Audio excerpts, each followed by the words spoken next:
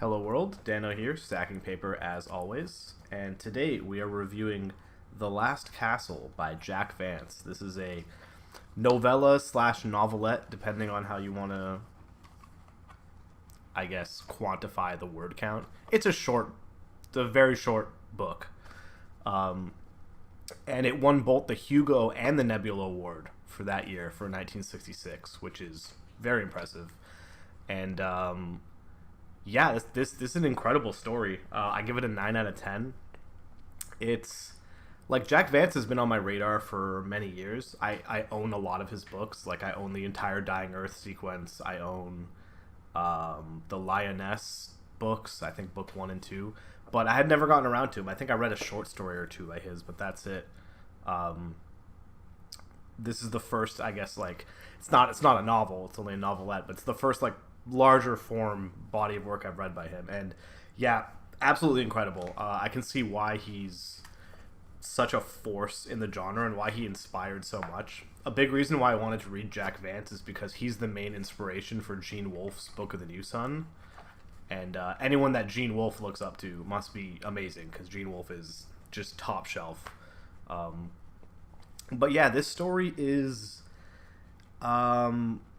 I guess a cautionary tale. It's about these human beings who have left Earth and they return hundreds of years later with a bunch of different alien slave races, and they build these castles. They build 6 castles, I believe, or oh, sorry, 9 castles, and they just live this like decadent aristocratic society where they don't have to do anything because they have slave labor to do everything. They've got like these birds that they use for transportation. They like have airstrips with these birds. Peasants to do household service. Thanes who are kind of like these elf-like alien beings that they literally just keep around for like visual amusement. They're basically just like supermodels that they show off and be like, "Ooh, look at this Thane I have," And then chief among all the slaves are the mechs, which are this like robotic. They're not robots. They actually have organs, but very close to robots. And they're the ones who like they're the technicians. They fix all their technology and like because these castles are super high tech, but they don't actually know how any of the tech works because the mechs do everything. So the inciting incident is the mechs decide to revolt. They leave the castles, they group up, and then they just start systematically destroying every castle and murdering everybody. And these occupants, these aristocrats, are so like up their own ass. They're so smoking their own bullshit that while the mechs are revolting, they're like, "Oh, this can't be happening. Like they can't do anything. We're in a castle. We're completely safe." But they do develop a strategy on how to take down every castle. They just build these massive like dikes, and then they basically stand on top of one another until they're taller than the castle. And any weapon that gets shot at them, they just use their hard outer shells to just block it. And eventually, they just starve them out, and then they just collapse in on the castle and just slaughter everybody. And the main character, I guess his name is Xanton. He gets a transmission that like this other castle is being destroyed. What's kind of cool is the very first chapter of the novella is one of these other castles, Castle Janelle, like getting overrun. And then the main story is Castle Hagedorn, and they get the transmission that Janelle is under attack. We as the readers already know that Janelle is going to get wiped out. But while it's happening, they're kind of like bickering with each other and having all these like meetings. Like it's very like HR meetings where they're like, "Oh, like what are we going to do?" And they are totally unbothered. They're like, there's no way they could take us over, but also they're legitimately confused. They don't understand why the mechs are revolting at all. They're like, what the hell is wrong with these guys? We took them from their backwater planet and gave them this great life here. Like, why would they revolt against this? This doesn't make any sense. And for the first couple chapters, you're just kind of wrapped up in their bullshit. I will say I do like how Vance really fleshes out like the clans and families. So everybody has like a title before their name. So you have like OG Clanghorn, AF Philidor, and each of those letters are for a clan name and then a family name, and he has like a whole chart of like all the clans and families within Castle Hagedorn, and like maybe some people don't like that stuff. I love it. I think it's like so cool that he puts so much effort into all these little details for like a novella that's like, I don't even know if it's 10,000 words. Like, it's so short, but it really makes the world feel like really lived in.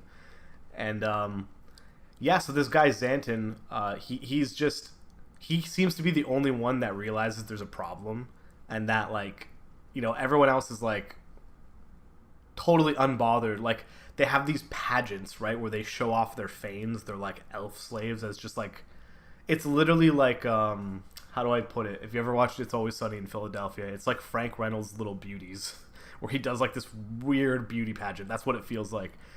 And Xanten at some point is like, hey guys, I think maybe we should conserve resources and try to like focus on defensive measures instead of doing a fucking pageant. Like, that's like, bigger fish to fry. And they literally look at him like he's crazy. Like, how could we do that? Us gentlemen, we couldn't stop. This is a formal. We do this every year. And it's like, man, you guys are delusional.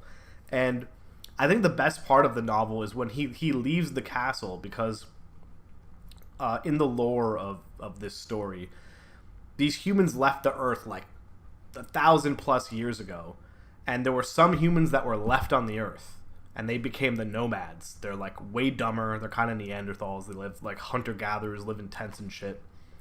At one point, Xanten goes and meets with these nomads and is like, hey guys, these mechs are revolting. They're gonna kill everybody. They're not just gonna kill us, so we might as well work together. And the nomads are like, good. I hope that they wipe you guys all out. And then I hope you guys mutually wipe each other out, and then the earth will be free from you star dwellers. They're like, we are the real humans, I love that response. But outside of the nomads, there's another group of humans called the expiationists or expationists. And these are people who left the castles for whatever reason. Most of them leave it because they realize that it's a rigid society. Basically, any of the people who are pretty hyper intelligent realize pretty quickly that the castle systems are stupid, and this like aristocratic do nothing for yourself life is not sustainable. But then there's other reasons, like they have birth limits. So everyone's only allowed to have one kid, and if you have more than one kid, they just get exiled, and good luck. But that has created all these other like colonies on the earth that live outside the castles, right? At some point in the story, this other guy, Clanghorn, he's like the resident mech expert, and he sees the writing on the wall. He's like, we're gonna get fucking wiped out, so I'm leaving. And then they freak out. They're like, dude, you're the mech specialist. You're the one guy we need the most. And he's like, okay, well, fucking follow my lead then. Like, we're gonna die here. And like near the end of the story, obviously the mechs take over. Xanten decides to leave with some of the people that are actually, smart enough to follow him. Eventually, most of the people get out. I think, like, obviously some people get slaughtered. I will say, even the guys that fought against Xanten, I will give them some credit. When it wasn't working and it's clearly obvious that they're gonna die, instead of getting scared, he's like, hey man, like, we chose our side. We knew what we were doing. It's not gonna work out. Let's die like men. Let's stop being a rat scurrying around for survival. And yeah, essentially the story ends with, so the castles get taken over, but then Xanten, like, and his other people that have escaped, they fight back, and they destroy their food supplies. This is another really cool detail that he added in, where when they picked up these mechs from their planet, they used to just eat like mud and like swamp shit, essentially. And when he brought them to Earth, they started feeding them this synthetic syrup that they made. And so they had these syrup sacks that are attached to them. And because of hundreds of years of just being fed this syrup, their internal organs that used to be used to like digest mud and all the other shit they were eating have just atrophied. They just don't even work anymore. So the way that Xanten decides to defeat the mechs is they just destroy all their syrup production facilities. And since they have no way to make syrup anymore, they're just going to get starved. So they kind of come to terms and say, hey, like, they've realized in a weird way they have this relationship where they need each other. And so the terms that they come to is they're like, yeah, we're going to send you guys back on a ship to your old planet, Edaman 9, and we're gonna live here and just learn to like work for ourselves, essentially. Um, I don't know. Maybe maybe the millennial in me also just loves the part of the story that like they live in these high tech societies, but like no one knows how any of the technology works. That's like kind of what's happening right now in real life, in real time. That I don't know what study I was reading, but essentially millennials have more technical know-how than the Gen Zs, even though you'd think that they would be better than us because they grew up with it, but just because you grow up with technology doesn't mean you actually understand how any of it works, right? So because I guess we were forced to figure all this stuff out like pre-internet, we just have that in there. Whereas like now the UIs have gotten so good that you don't need to know how to do anything. It just works for itself, and then if it breaks, it's like you're just kind of fucked. And that's this situation that these guys are in. This is a big reason why I love science fiction so much, is that especially from the past, from like 40s, 50s, 60s, 70s, you get to see how like they speculated on stuff, and sometimes they were wildly off and they weren't even close, but then other times they were fucking dead on into what the future entailed. And yeah, this is very much just like a cautionary tale on like, treat others how you want to be treated. If you just create a whole society of slave castes, that's gonna come back to fucking bite you, and you shouldn't be surprised.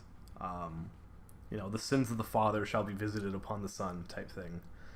But incredible novella. I can't wait to read Dying Earth by Vance. That's like his big opus slash like most famous work. So, and that's what's inspired so many different Dying Earth stories, Book of the New Sun included. So yeah, good start for Jack Vance.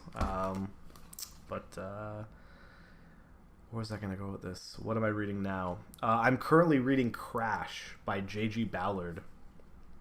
An extremely controversial book. If you've watched the movie, you'll know why it's controversial. I'm not going to get into the premise at all right now because it is definitely out there.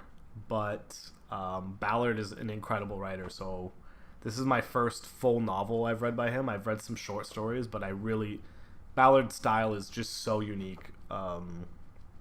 So definitely excited to give a review of that one. But yeah, until next time.